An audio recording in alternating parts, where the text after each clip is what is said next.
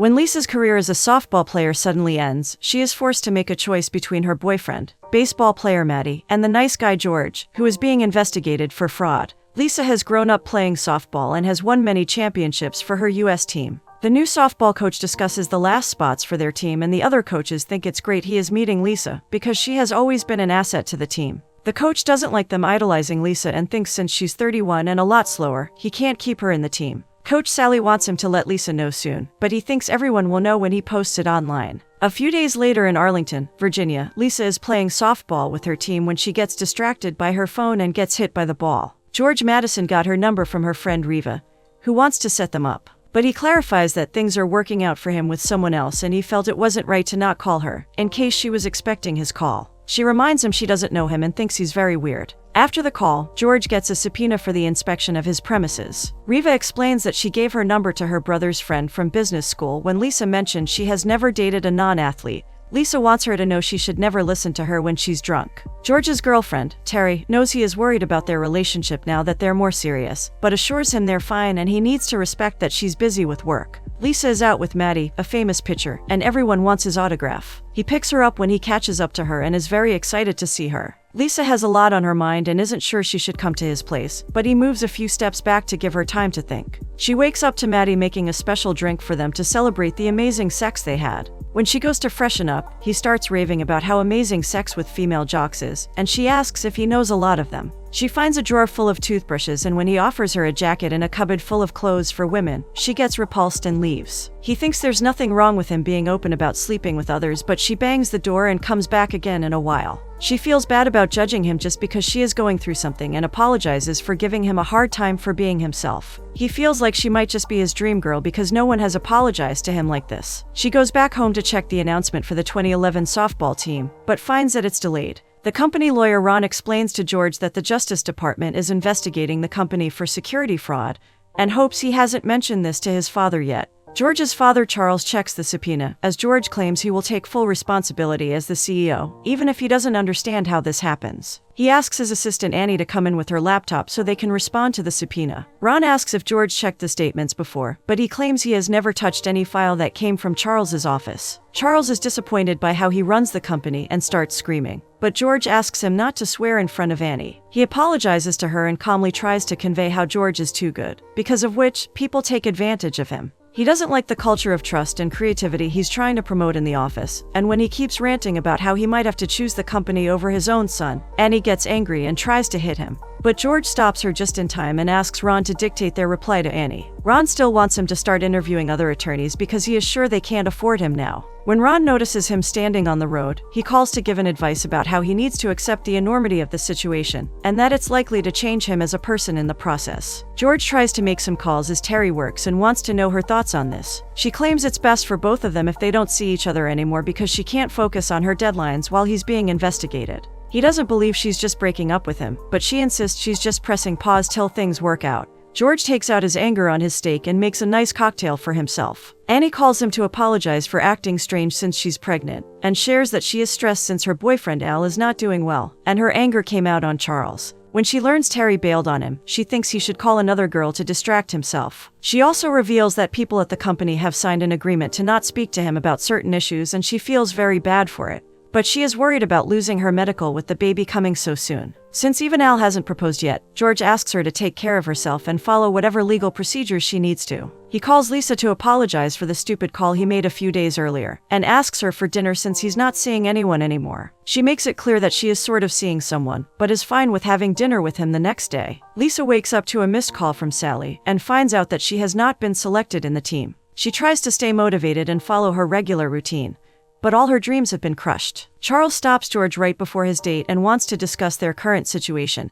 and has some bad news about a decision the board has made. George doesn't want to hear anything he can't handle and runs away from him. All of Lisa's former teammates want to protest, but she asks them to promise that when she comes to meet them at the training, they will act normal because she doesn't want any sympathy. When Lisa looks at a man holding his head, she knows it's George because that's the kind of day she's having. She asks if he's okay, and he apologizes for being disoriented because of the day he just had. She thinks bad days make good ones better and starts looking at the menu. He wants to order drinks but changes his mind when she explains she only drinks when she's feeling good, and not when she's upset.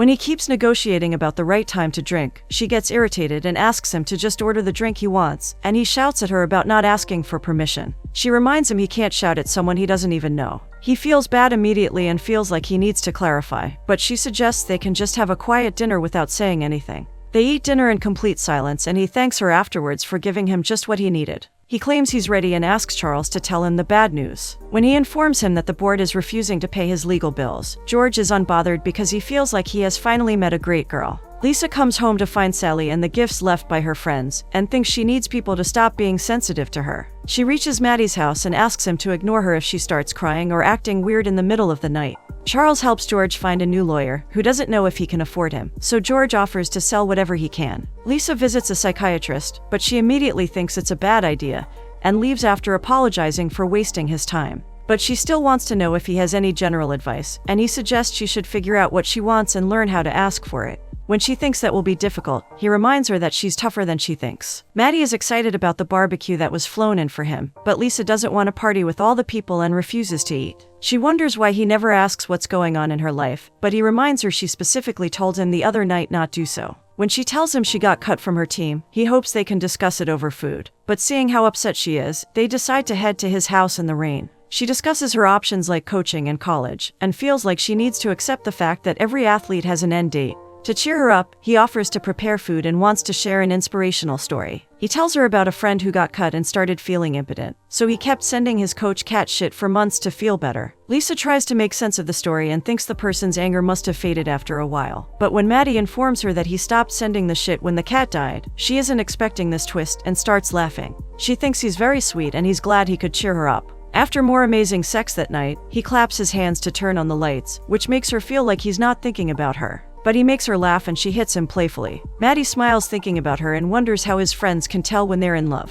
One of them has a theory that he can tell he's in love when he starts using a condom with the other girls. Maddie wants Lisa to move in with him, but she asks for some time to process this. He calls again and explains that he caught himself wishing she was with him in the bullpen, and knows it's very serious. She has never lived with anyone before, but he convinces her about how exciting this will be. When she's packing, Sally thinks it's a bad idea she sublet her apartment and knows she shouldn't be making important decisions like this in a haste. Lisa wants more positivity from her, so Sally decides to focus on Maddie's wealth and how great an athlete he is. Lisa arrives with a lot of bags, but he has only cleared out one sock drawer for her. But she still thinks they can make it work. George is staying in an apartment Annie found for him and brings him food since she cooks when she's stressed all the time. They discuss Lisa, but he doesn't want to call her yet since he already made a bad first impression and needs the next one to be better. He asks Annie to relax, but she's anxious because she knows he's in a lot of trouble but isn't allowed to tell him anything. George needs her to understand that the only thing that's keeping him going is that he knows he has done nothing wrong. He also knows if he lets Annie give him any information,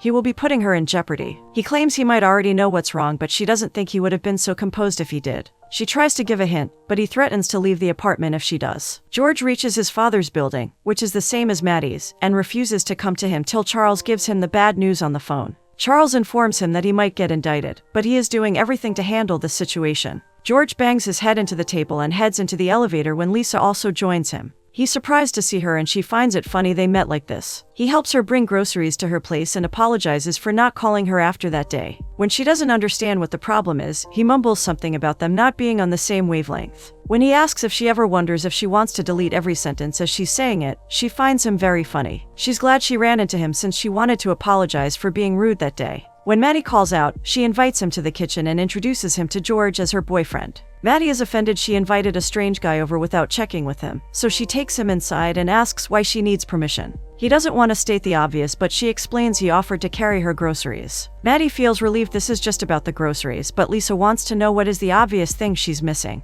When Maddie points out that this is his house, she gets pissed and starts packing. He feels bad and suggests she can have people over anytime, but she's already angry and asks George to get the door so she can take the elevator. George rushes down to catch up with her right in time outside the door, while she's wondering where to go. She asks if he lives around there since she needs to charge her phone. He lives an hour away by bus, but she's okay with that and they decide to leave. The doorman, Tom, gets a call from Maddie asking if Lisa is there, but when he notices how happy George is, he pretends he can't get in touch with her. George brings her to his apartment, but she's distracted and thinks she won't be good company. He knows this is the best conversation he has been a part of since the day they didn't talk over dinner. Maddie calls to ask about where she is, but she gets annoyed he's yelling again and thinks it's better if they both take some time to think.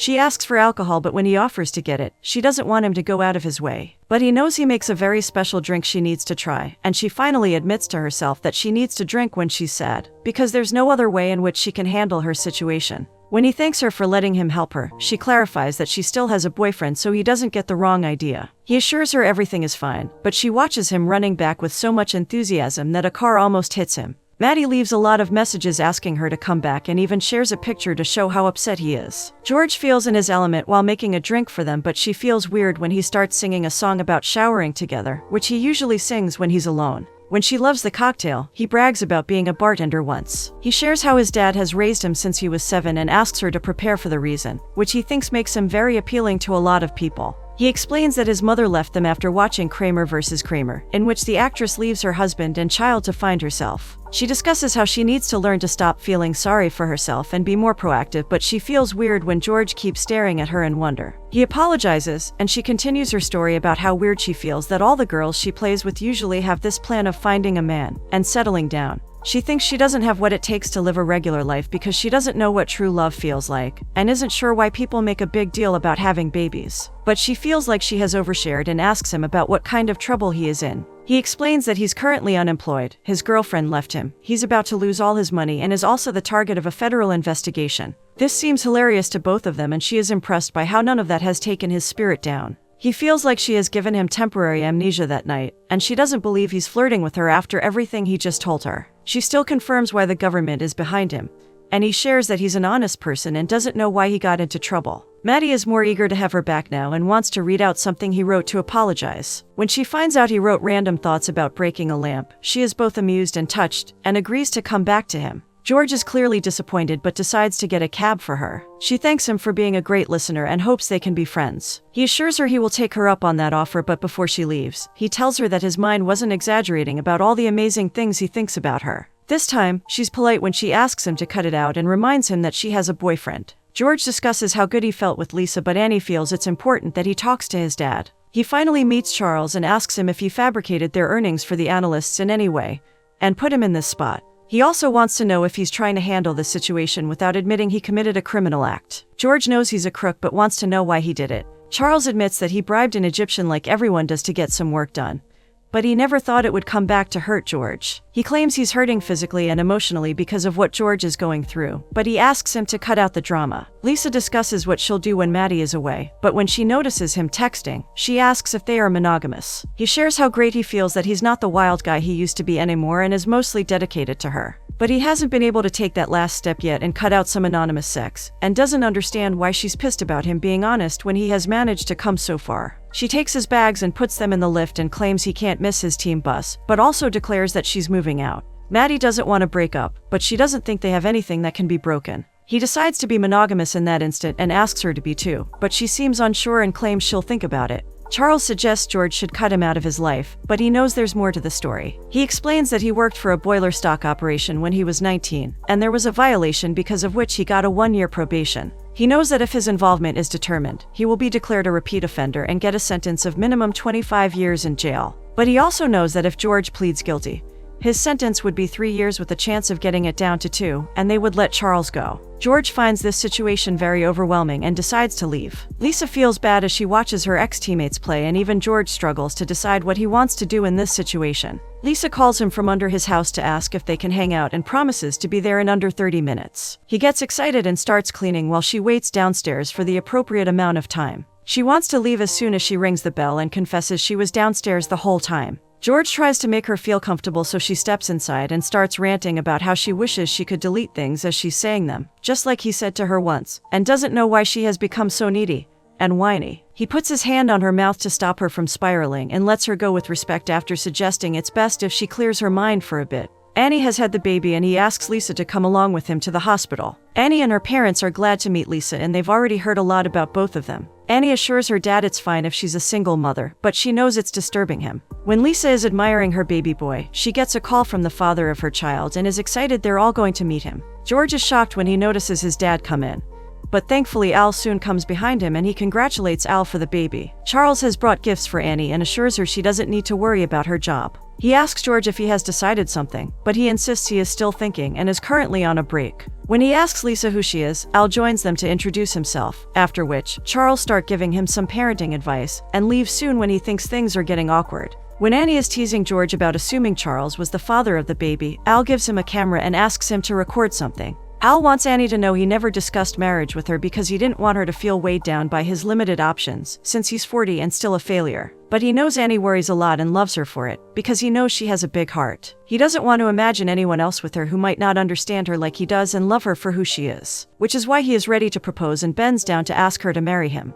When they find out that George forgot to record all of this and start panicking, Lisa takes charge and feels like they can do it all over again for the camera. She asks Al to take his place on the seat and he starts remembering the first line he said to her. When Lisa also remembers all the beautiful things he said and George also gives a few pointers, Annie feels like they are all proposing to her. George walks Lisa to the bus stop and wants to tell her something about how what happened inside applies to so many people, but her bus immediately arrives and she has to leave. She watches him being weird and gets down to ask what's wrong with him. She's willing to wait for the next bus so he can continue his thought, but then another bus arrives. When he asks about Maddie, she explains that they're not living together anymore. He asks the driver for some more time so she can elaborate on how she's still confused, but they're trying to work things out. He's throwing her a belated birthday party the next day and she thinks if she's in something, she needs to give it everything she has. He asks if she can come for her party and she's happy to invite him. At home, he crushes his pros and cons list and informs Charles that he has made a decision. That night, Lisa watches Kramer vs. Kramer since George had mentioned it earlier. George heads straight to Charles' office to let him know that he realized that if he has a special someone in his life, and a chance at a good life, he can't go to jail for him. But he promises that if he learns he doesn't have a chance with the girl of his dreams that night, he will go to jail for him. Maddie is excited about the gift he got her and rips the wrapper to reveal an expensive watch. He wants her to know this means they are to be engaged, because his dad got his mom a watch like this and they got engaged 7 years later. George comes in when it's only them but offers to wait outside till they get done. When Maddie and Lisa head out to the party, George rakes her away to talk to her. He patiently waits for her to open his gift and tells her a story about how Play-Doh was invented since the kids liked playing with goo. He has kept this box for a long time to prove that everyone is just a small adjustment away from making their lives work, and hopes she can see why he wanted her to have it. She feels overwhelmed and heads inside, but everyone wants to see the watch Maddie gave her. When George is leaving, he informs Lisa that he will wait outside at the bus stop for as long as it takes. Lisa thinks everything is moving too quickly with Maddie, and he knows he shouldn't have brought her the watch so soon. She wants to hang out with George and he lets her know he's okay with it but wants her to appreciate how confident he is about letting her go, and hopes she takes it into consideration when she makes a decision. She hugs him and he wonders what he did wrong, but she assures him he is very sweet. As Charles watches George waiting for her, Lisa comes down to join him. He feels happy for them till he realizes what it means for him. He kisses her before she can say anything, but doubts himself as they're hugging and wonders if she came down to tell him to leave. As they sit on the bench, she feels strange because she used to think he was silly, and now everything apart from him seems silly. He knows it's because she loves him too, and when she smiles and takes his hand, they both disappear when the next bus arrives.